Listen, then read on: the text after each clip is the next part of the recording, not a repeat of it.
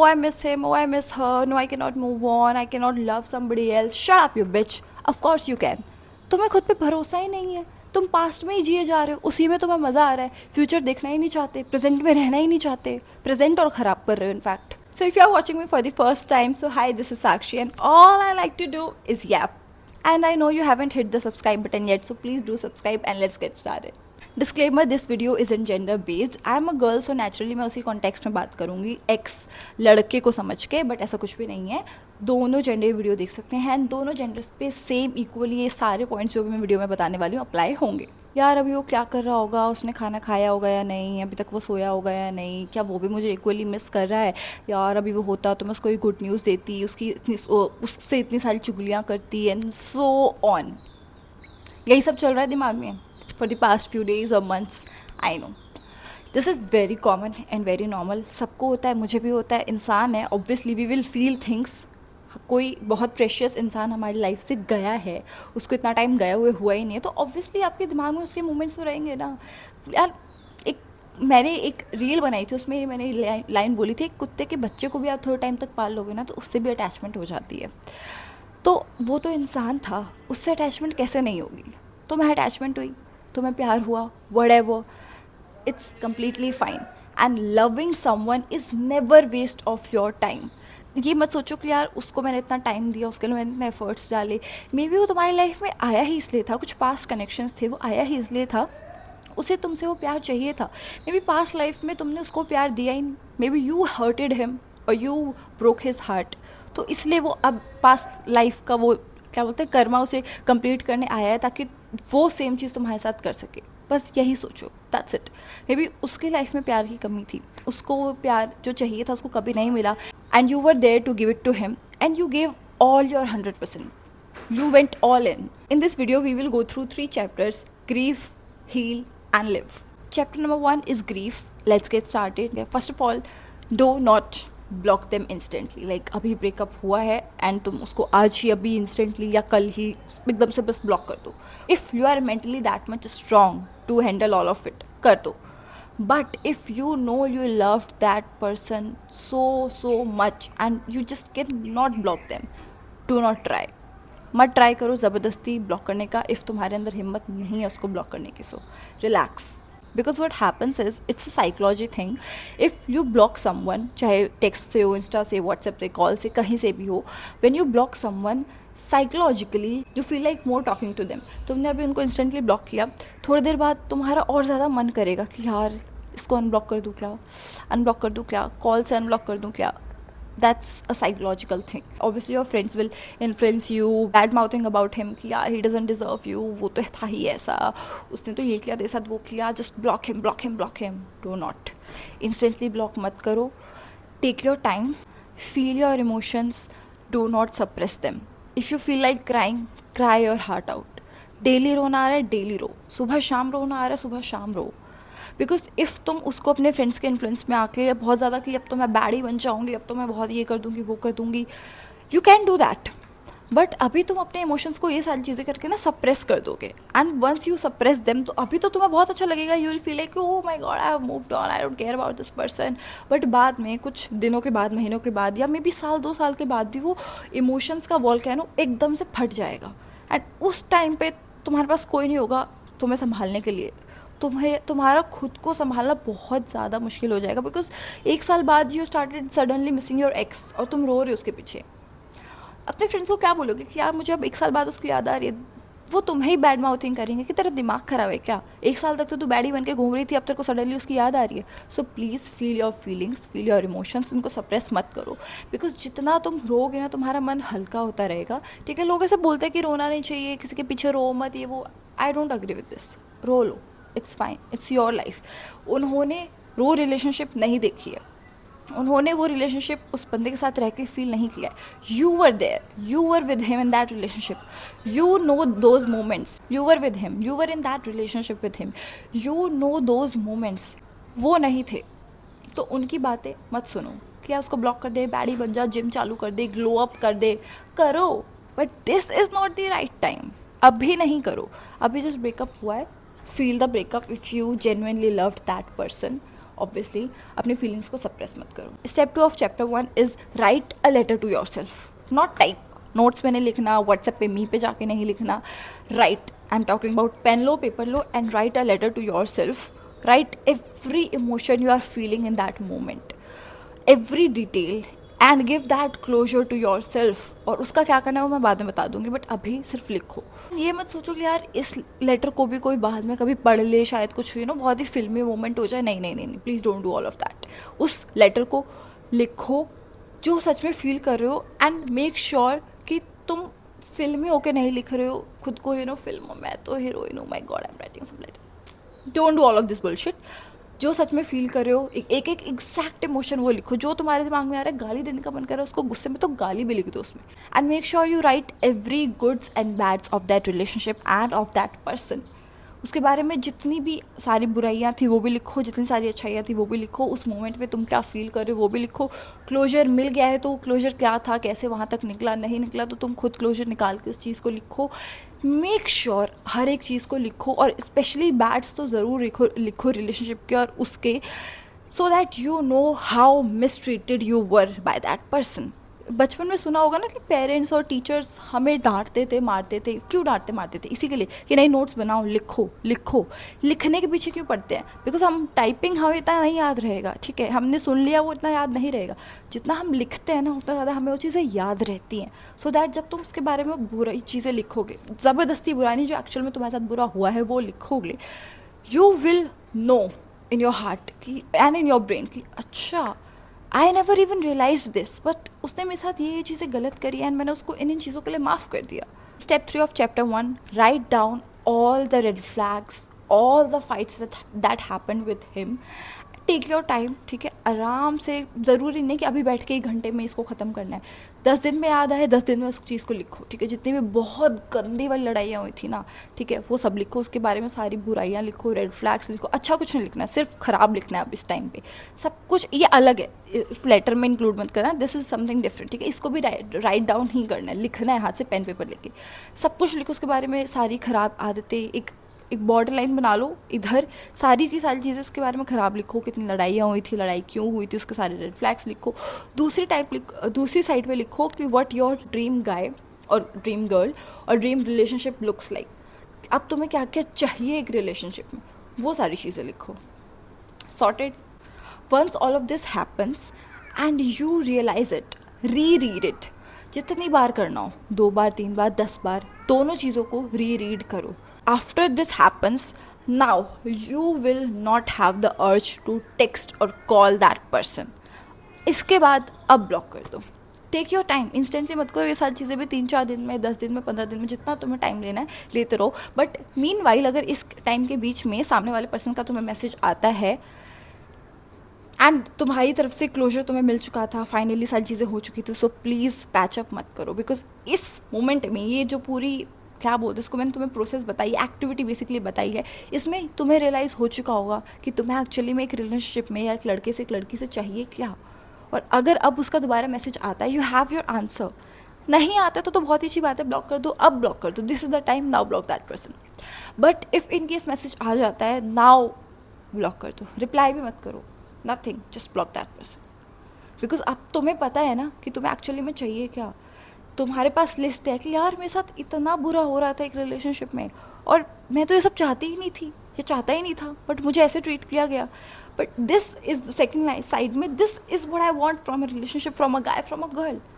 और जब तुम उस ड्रीम लाइफ की तरफ फोकस करोगे, ड्रीम रिलेशनशिप की तरफ फोकस करोगे, तो ऑब्वियसली ऑटोमेटिकली तुम्हारी अर्ज खत्म हो जाएगी यही सोच के कि यार ये कितना बुरा था, इसने मेरे साथ कितना बुरा किया, कितना मुझे मिसट्रीट किया. बस एक चीज़ सोचना ये सब होने के बाद, उसको ब्लॉक करने से पहले, कि यार अगर इसको ब्लॉक नहीं किया तो तुम उसी ट्रैप में फिर से फंस जाओगे और तुम्हारी लाइफ फिर से हेल बन जाएगी. जो तुम्हारी ड्रीम रिलेशनशिप है वो नहीं हो पाएगा कभी फुलफिल. तुम वहीं वापस चले जाओगे. 0 से 50 पे आए थे, 50 से वापस back to 0. And here we come to chapter 2 which is heal. And step number 1 is now obviously block तो कर दिया, but is blocking enough? Maybe तुम्हें फिर से अर्ज हो जाए ब्लॉक करने की. What if? इंसान का दिमाग है, दिल है, इतनी आसानी से नहीं भूल सकता किसी को भी. Delete their number. या I said what I said. This is the time now. Healing phase में आता है, delete the contact, you don't need it. I am not saying immediately कर दो कि अभी ब्लॉक किया अभी कॉन्टैक्ट डिलीट कर लो. It's fine, take your time, take months, take years, जितना टाइम लेना है ले लो. बट मेक श्योर ब्लॉक होने के बाद एटलीस्ट अनब्लॉक नाउ. अब ब्लॉक होने तक कुछ महीने बीत चुके हैं, कुछ दिन बीत चुके हैं. Now you will be feeling more relief, थोड़ा बेटर फील होने लगेगा आफ्टर मंथ्स. अटैचमेंट है, डिटैच होने में थोड़ा टाइम तो लगेगा. जब डिटैच होने लग जाए and you start feeling a little bit better, that's when you delete there contact. कि अब ये मेरी लाइफ से वैनिश, अब इसे तो बिल्कुल लात मार के निकाल दें. अब ये मेरी लाइफ में वापस आना नहीं चाहिए ये इंसान. Because if you do not, then you will keep romanticizing an impossible relationship. Step 2 of healing is set boundaries and be accountable for your fucking future. Because if you do not, you will be stuck in that loop जो तुम्हें नहीं चाहिए अपनी life में. Because जिस इंसान को जाना था वो तो जा ही चुका है अब तुम्हारी लाइफ से. अपने फ्यूचर के लिए जो तुम खराब कर रहे हो किसी इंसान की यादों में, oh my god I am missing this person, ओ कबीरा वाला गाना गाने सुन सुन के तुम रोना धोना मचा रहे हो. तुम्हारे फ्यूचर को कौन देखने बैठा है? Who is responsible, who is accountable for your future जिसको तुम खराब कर रहे हो अपने पास्ट के चक्कर में? नोबडी ना. Step 3 of healing is do not ask your friends to check his Instagram, his story, his WhatsApp status कि यार देखियो ज़रा वो क्या कर रहा है, उसने किसके साथ फ़ोटो डाली है, किसके साथ क्या अपलोड किया है, कहाँ जा रहा है आजकल, वो कहाँ घूम रहा है. It's none of your fucking business now. He is no more a part of your life. You should not care about it. अब चाहे वो 10 बंदियाँ पटा ले या चाहे वो 4 लड़के घुमा ले, अब if your ex was girl, should not matter. Because अब वो तुम्हारी लाइफ का पार्ट ही नहीं है. भाड़ में जाने दो उसको. मत अपने दोस्तों को बोलो कि यार चेक कर ले वो इस टाइम पे क्या कर रहा है, इस टाइम पे क्या कर रहा है, गला दबा दूंगी मैं तुम्हारा. Now step 4 of healing is if कुछ महीनों बाद या कुछ दिनों बाद या even may be after year तुम्हें सडनली उसकी याद आ जाए, you know I understand. Sometimes you just hit that nostalgia of that past relationship. उसके कुछ बहुत अच्छे मोमेंट्स याद आ जाते हैं कि यार how we used to be, काश ऐसा ही होता, सब अच्छा चल रहा होता. It's okay, it's fine, it's part of healing. तुम किसी इंसान को अपनी लाइफ से मिटा नहीं सकते. किसी इंसान की मेमोरीज़, वो बहुत अच्छे मोमेंट्स, पल कम्प्लीटली वैनिश नहीं कर सकते हो कि ऐसे ऐसे ऐसे किया भैया इरेज और ख़त्म, एकदम कोई निशान ही नहीं है, नहीं कर सकते. समटाइम्स तुम्हें वो कुछ मोमेंट सडनली वो फ्लैशबैक हिट होगा, बट जस्ट मेक श्योर कि वो कुछ सेकेंड से कुछ मिनट्स का ही हो and just snap out of it. It's okay. उसकी उस रिलेशनशिप की अच्छे मोमेंट्स याद रखो. बी हैप्पी अबाउट इट कि ठीक है जो हुआ अच्छा हुआ, it's fine. Maybe you both were not made for each other. You have to think all of this. If अगर ऐसा हो, फ्लैशबैक आ जाए, एकदम से सडनली याद आ जाए, नॉस्टैल्जिया हिट कर जाए, don't be sad about it, be happy about it कि ठीक है इट्स फाइन, होना था हो गया. Now I'm in a happy era. Now I'm in a soft girl, good era. And now last step of healing is start working on yourself. Start spending more time with yourself, with your family, with your friends. खुद को और जानने लगो कि तुम्हें actual में क्या पसंद है, क्या नहीं पसंद है. बिकॉज जब आप अकेले रहते हो ना, जब आप किसी के ऊपर डिपेंडेंट नहीं हो इमोशनली या किसी भी तरीके से, कोई आपकी लाइफ में है नहीं जिससे आप ज़्यादातर चीज़ें शेयर कर सको, तो आप जब अकेले रहते हो ना, आप खुद को उस टाइम पे और ज़्यादा बेटर समझ पाते हो कि यार this is something which I don't like, this is what I like. क्योंकि आप जब किसी के साथ रहते हो ना, तो कई बार होता है कि आप उसको जो पसंद है उसको अच्छा लगे तो उसकी पसंद में ही खुश होने लग जाते हो. And you also start liking the same things ही और that person use to like. But actual में इन रियलिटी ग्राउंड में तो आपको पसंद ही नहीं है, आप तो कुछ और ही पसंद करते थे. सो मेक श्योर इस लास्ट स्टेप में आप खुद के साथ ज़्यादा टाइम स्पेंड करने लग जाओ. And reassure your self that it was just a lesson. बस एक चैप्टर था तुम्हारी लाइफ का जो अब ख़त्म हो गया. एंड कहानियाँ, नॉवेल्स पढ़ते हो यार, ख़त्म तो होती है ना, चाहे अच्छे एंड में हो चाहे बुरे एंड में हो. तुम्हारा वाला बुरे एंड में हुआ था, that's fine, it's completely okay. It's just you both were not made for each other. ऐसा नहीं है कि तुम प्यार नहीं डिज़र्व करते या वो गया तो वो प्यार नहीं डिज़र्व करता. In this world everybody deserves love. बस बात इतनी सी है कि हर कोई हर किसी के लिए सही नहीं होता है. अब ओपन रिलेशनशिप वाला बंदा अगर तुमको मिले, you will hate it. Because तुम तो कमिटेड रहना चाहते हो, तुम तो चाहते हो कि इंसान सिर्फ मेरा हो. बट वो पर्सन को तो ओपन रिलेशनशिप पसंद है, इट्स फाइन. बस वो तुम्हारे लिए अब इंसान ठीक नहीं है. वो उसी को अच्छा लगेगा जिस किसी और सामने वाले को भी ओपन रिलेशनशिप ही पसंद हो, उसको भी कमिटमेंट नहीं चाहिए हो. Then they both are made for each other. बस यही समझो. कि जब कोई इंसान तुम्हारी लाइफ से जाता है, बस वो इंसान तुम्हारे लिए नहीं बना. And now we come to last chapter which is live. If suppose for example now you are in a new relationship or you started liking somebody, all you have to do is ki make sure you are not completely totally emotionally dependent on that person, because that's where again you will lose yourself. अगर ये इंसान भी फिर से तुम्हारी life से गया तो 100% किसी के ऊपर भी इमोशनली डिपेंडेंट मत हो. अगर तुम्हारी लाइफ में तुम्हें 10 बार रोना आया और वो तुम्हारी लाइफ में है, तुम्हें उसको बताने का मन कर रहा है, मेक श्योर 7 ही बार बताओ. 3 बार खुद से रो लो, खुद को समझा लो, बिकॉज खुद के साथ टाइम स्पेंड करना बहुत ज़्यादा ज़रूरी है. तुम 10 बार रो रहे हो, 10 बार उसको बता रहे हो, इट मीन्स तुम कम्प्लीटली उसके ऊपर इमोशनली डिपेंडेंट हो चुके हो. That you need to tell him कि look this is what I am going through. ये तब आई गेस सही होगा may be when you are married, but right now when you are in relationship I don't think if this is something you should do.